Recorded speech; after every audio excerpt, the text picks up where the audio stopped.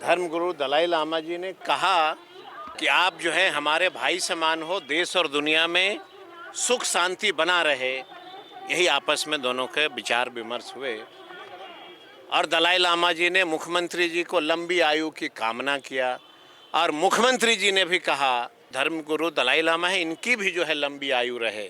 आशीर्वाद उन्होंने प्राप्त किया और आप समझ ही सकते हैं कि अब धर्मगुरु दलाई लामा से कोई व्यक्ति मिले तो बिना आशीर्वाद दिए वो तो रहते नहीं है। तो बिहार के मुखिया ही थे, तो दलाई लामा जी ने आशीर्वाद दिया है कि आपके रहते देश में और बिहार में किसी प्रकार का फसाद नहीं हो, यहाँ के लोग सुख और शांति से रहें। यही माननीय धर्मगुरु दलाई लामा जी ने संदेश दिया मुख्यमंत्री जी।